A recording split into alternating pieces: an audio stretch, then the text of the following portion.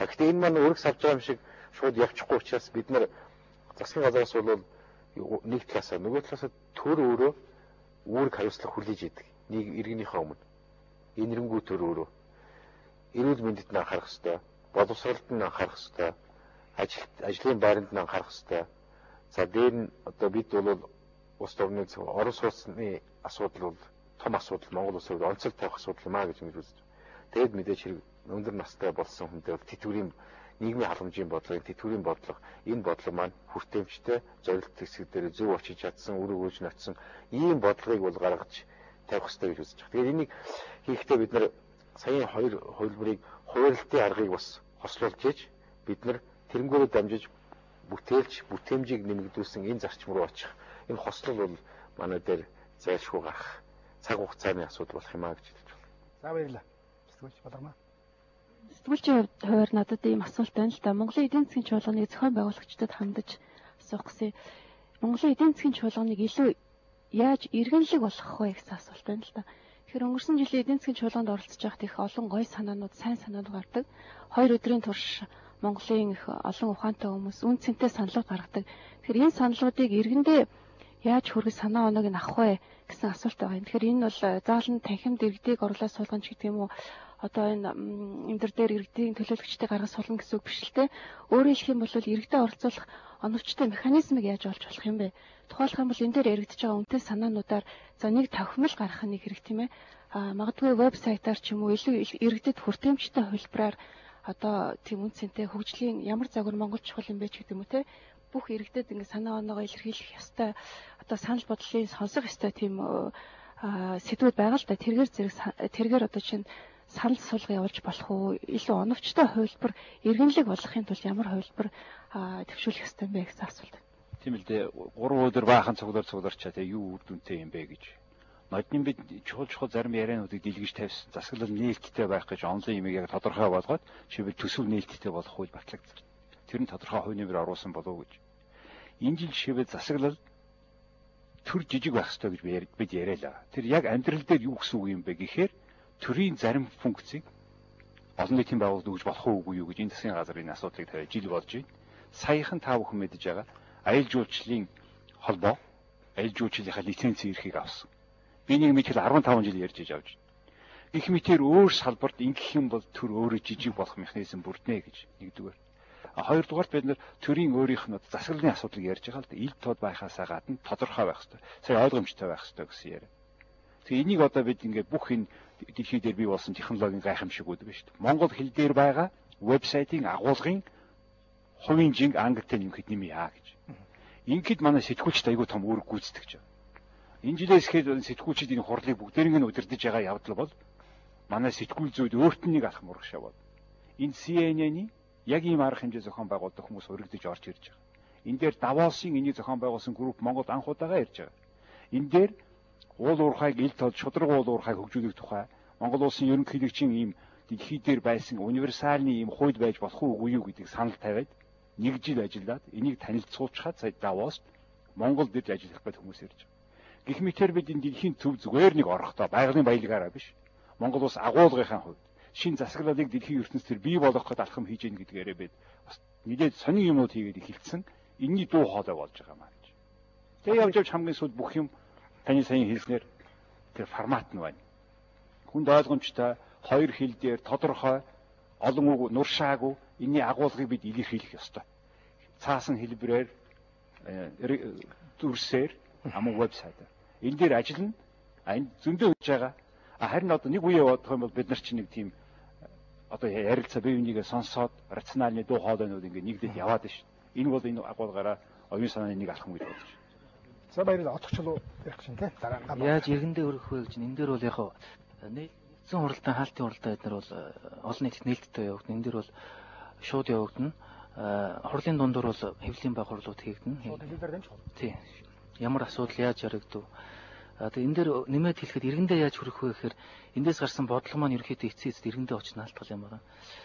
Миний хүлээж байгаагаар бол Монгол улсыг илүү өрсөлдөх чадвартай болгохын тулд манай бизнесийн өөрсдөө өрсөлдөх чадвартай болох хэрэгтэй.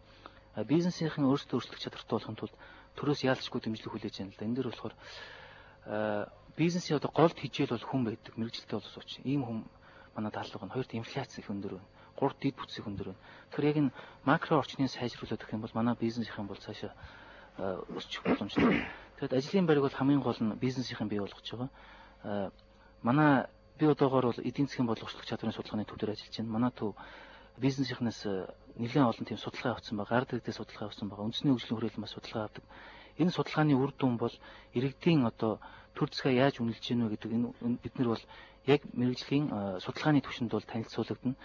Төр засгийн гишүүдэд бол хүрнэ. Эргээд реакц гарах байх. Тэрийг бид нар ямар нэгэн байдлаар баримт болгоод зөвлөмжлөхөд гаргана. Дээр нь хуралдаанаас гарч байгаа гол зөвлөмжүүд бол веб хуудасаар бол шууд амжигдаад ингээд репорт болоод иргэндээ очих юм байна. Иргэнд хүрэх талаар бол хоёр санал байна л да. Нэгдүгээрт бол энэ форум нь одоо дараагийн хурал хүртэл бол бид нар түрүүн дээр Ганбаатар даргын хэлдэг юм. Ямар хэмжээний арга хэмжээнүүд явуулах юм бэ гэдэг тал дээр бол бид нар бас тодорхой зохион байгуулалтын асуудлаар ярилцах хэрэгтэй байна. Энэ талаар бол тодорхой хэлэлцүүлгүүд бол явж байгаа. Форумын удирдах зөвлөл болон одоо тэргүүний хэмжээнд энэ асуудал яригдж байгаа. За хоёрдугаарт бол зөвхөн одоо Батулд ерөнхий сайд энэ засгийн тэргүүн байгаа үед энэ форум яваад зогсчдөг биш. Энийг цааш нь яаж монголчууд бид өөрсдөө өмчлөөд авч явах вэ гэдэг асуудал их чухал асуудал болж гарч ирж байгаа. Яагаад вэ гэхээр энд бол таван талтай юм уулзалтыг хийх нэг том боломжийг гаргаж өгснөөр их онцлогтой. Тэгэхээр нэг яваад зогсчих вэ гэдэг дээр бол бид нар одоо том бодлого гаргаж ажиллах шаардлагатай байгаамаа яг форумын зүгээс. Гуравт зүгээр би одоо шинэ нөгөө засгийн газрын одоо бүтцэд орсныхоо хувьд бол зүгээр тэр засгийг жижиг байлгана, бага байлгана гэдэгт асуудлын гол нь биш юм шиг байна. Өнөөдөр 150-60 мянган хүн төр засагт ажиллаж байна гэж ярьдаг. Гэхдээ өнөөдөр сангийн яамдаар яг бодлогыг гаргадаг хүн 150 л байна. Тэгэхээр багш, эмчнэр юм уу тийм ээ? Өн дээр ингээ ороод идэх нь тоо дараад идэх нь үнэн байна. Хэр оновчтой байна вэ гэдэг талаас нь л яриул зү. Илүү одоо үр бүтээлтэй асуудал болох бол дөрөв төр даш цуггүй байлаа шүү дээ. Хөгжлийн яамтай болёо гэдэг асуудал. Тэгвэл тэр бол одоо нөө төр засгийг жижигрүүлэх хүс, оронтойг нь цөөлөх хүс бид нэмэгдүүлэх асуудлыг яриад байна шүү дээ. За баярлалаа. За гол оролцогч Ганбаатар дараа асуудал биш ийм ерөнхий механизм ярихад нэлээд хүнд байгаагчсан нэг санал байна. Иргэд рүү хүрэх үндсэн одоо гол аргачлал бол иргэдийг оролцуулах. Тэгэхээр энэ эдийн засгийн форумын дараа нийгмийн оролцогчид одоо бизнес эрхлэгчид байна, үйлдвэрчин байна, иргэний нийгэм янз бүрийн улсууд өөрсдөө бас оролцоотойгоор сум дүүрэг аймаг одоо хаасайгүй галзаат газраа одоо яг тэр нутаг дэвсгэрийн төвшөнд энэ эдийн засгийн форум дээр яригдсан зүйлүүдэд хэлэлцүүлэх ярих. Энэ зүйл маш чухал. Энийг ерөөсөө асуудал байна тийм ээ ер нь. Энэ дотроо төсвийг ярих явдал. Яг л төр засаг гэж юу юм бэ гэхээр төсвөл хэрэгжүүлдэг шүү дээ. Өнөөдөр хүртэл төсөв нууц байгаа, өнөөдөр хүртэл төсвөөс баахан тэрбум тухай төрж байгаа. Тэр энийг ерөөсөө ёстой нэг бизнес эрхлэлтийг оролцуулж ярилцуулах, иргэдийг оролцуулж ярилцуулах энэ ажлыг л одоо дараагийн эдийн засгийн форум хүртэл зохион байгуулах нь их чухал болов. Мөнгөний тухай хурал болоход хүмүүс их идэвхтэй ирнэ гэж бас бодлоо. За баярлалаа. За цаанаас. За тэгэхээр ерөнхий сайд хэллээ л дээ. Ер нь эдийн засгийн энэ форумоос бид нар маргааш одоо хэдэн жил 10-20 жилийн дараах ирээдүйг бид бас хармаар байна гэд. Тэгэхээр үнэхээр иргэд ч гэсэн бас энийг харахыг хүлээж байгаа. Тэгэхээр бид одоо 20-30 жилийн дараах ирээдүй харахаар монголчууд бид юун дээр бэлэн байна биш байна гэхээр хүний хөгжлөөрөө бид маш хоцронгуй байна. Өнөөдөр одоо бидний одоо ирээдүй болсон хойч үе маань бусад орны залуучууд хоёр хөл дээрээ яваад эсвэл одоо гүүгээд ингэж одоо уралдаж байхад манай одоо хойч үйл зөвхөн нэг хөл дээрээ дэгдээд байна. Би юу хэлэх гэж байна гэхээр зөвхөн одоо боловсрал нэг эрдэм сурсан болоод өнөөдөр төгсөж байна. Дунд сургуульчдаг дээрс. Тэгэхээр бид өнөөдөр энэ хүнийхээ хөгжил одоо амьдрах ухаан, амьдрах ур чадвар, ёс суртахуун, зан төлөвшил энэ одоо хүний үг дааж чадах сахилга бат энэ дээр үнэхээр залуучууд маань бүх талаар гологдож байна. Өнөөдөр өдрийн сонио аваад үз. Мөнгө хэрэгтэй, төсөл хэрэгтэй гэж нэг ч зарахгүй.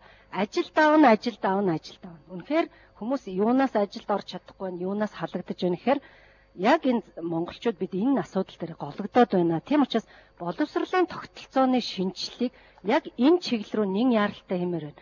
Өнөөдөр математикаар хязгаарч гологдох. Яг энэ чиглэлээр салбар хуралдаан байгаа. Тийм. Тэгэхээр энэ чиглэлээр бид нар нэлээд шинжилгээг хиймээр байна. За нөгөөтэйгөр гэхээр бас энэ боловсролын тогтолцооны шинжилгээд ярихаар бас олон жил шаардагдаад байдаг. Их хөрөнгө мөнгө шаарддаг. Тэгэхээр бид бол өнөөдөр маргааш эхэлж болох бас нөгөөдөр эхэлж болох ийм ажлуудыг бас давхар зэрэг одоо хийгээд явах хэрэгтэй.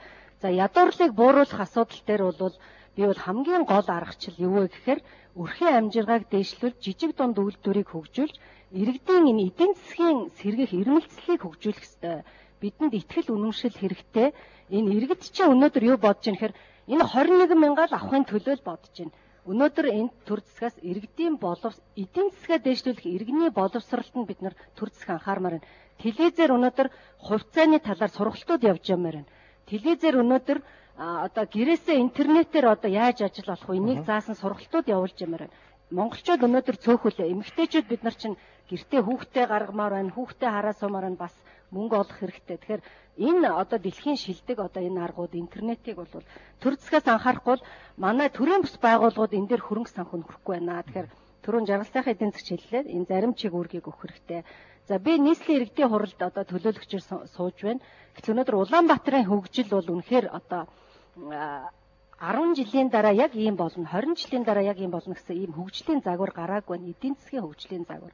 Тэгэхээр бид өнөөдөр энэ Улаанбаатар хотынхоо эдийн засгийн хөгжлийн загварыг энэ Улаанбаатарын иргэдэд тодорхой болгох шаардлагатай. Тэгэхээр форум дээр хотын хөгжил гэсэн одоо салбар байгаа. Энэ дээр бол одоо иргэд маань Улаанбаатарчууд маань маш их зүйлийг хүсэн хүлээж байгаа. Тэгэхээр энэ дээр бол бид бас маш сайхан шийдлийг гаргаж өгөх ёстой. За хамгийн сүүлийн асуудал юу вэ гэхээр одоо эдийн засгийн үр ашигын талаар бид нар бас форумоос уриалгач гаргаж болно. Янз бүрийн одоо асуудлуудыг ярьж тавих хэрэгтэй. Ерөнхийлөгч өнөөдөр архинаас яа гэсэн одоо уриалга гаргаад маш их эдийн засгийн цаагаараа үр ашиг хэмнэгдэж байна. Бид өнөөдөр энэ олон баяр ёслол, золголт, энэ найр хурим эндээ монголчууд бид шатаа дуусч байна. Тийм учраас энэ эдийн засгийн үр ашиг дээр бас уриалга гаргаж бид За баярлалаа. Тэгэхээр ерөнхийдөө бол оролцогчдын зүгээс бол бас минутын хэмжээ байгаа тийм ээ. 2-3 минутанд багтааж санаа давхардахгүйгээр ярих хэрэгтэй. Өнөөдөр бидний давуу тал бол уул уурхай байна. Энэ уул уурхайгаа биднээс зөв ашиглах ёстой. Баялаг бол өөрөө хязгаарлалт юм. Тийм учраас бид энэ баялагийг тодорхой хэмжээгээр ваасны дараа Монгол улс яаж явах ёстой вэ гэдгийг бол тооцоолох ёстой.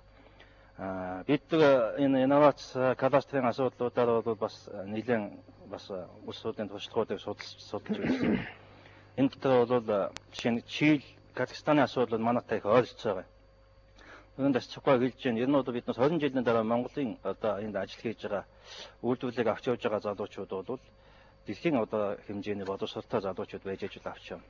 Тэхийн тулд бол биднээс өнөөдөр боловсролтой маш их мөнгө заах хэрэгтэй. Казахстан ч, Чили ч аль аль нь бол эд соёлоос бол сан босгосон байлаа. Тэр сангаасаа тодорхой эсгүүдийн бол тийшээгаа ингээд зарцуулж явж идэг. Тэгэхээр энэ санаа бол маш чухал санаа юм а гэж ингэж ойлгож байгаа. Үйлдвэрлэлийн асуудлаар бол жишээ нь тэргуун шатах сайдны хүрээнд бол тэргуун шатах сайд бол Монгол үйлдвэрлэлийн бодлогын зөвлөлийн дараагаар хэлж байгаа. Үйлдвэрлэлийг бид хоёр янзаар гаргаж ирж байгаа. Нэг нь бол өсөлтөх чадвартай өнөхөр том үйлдвэрүүдээ гаргаж дэлхийн түвшинд өсөлттэй. Тэгэхээр сайн шандын аж үйлдвэрийн паркийг бол бид яаж болж штэ. Нөгөөх нь бол өрхүүдийн одоо амжиргааг дээшлүүлэхэд чиглэсэн бизнесийг чиглэлд дэмжиж чиглэсэн тэм зээлүүдийг бол их гаргаж явуулъя гэдэг. Энэ бол одоо жишээ нь сум болгонд нэг 50 сая төгрөг гаргаж явуулж явах жишээний бол байж байгаа. Тэгэхээр эд бүгдүүдийг биднээс бас гарцаа их зөв болж хийх ёстой маа гэдэг. Энийг форум дээр ярилцаж гадны туршлагуудыг бол биднээс их сайн судлаж тэгээ энэ дээр гарах бас нэг тийм зөвлөмжөө төр засагтайгаа самтарч ярилцаад тэгээ шийдвэрээ гаргаад бидэнд энэ нь бол их зөв зам байж болох юмаа гэдгийг бол бид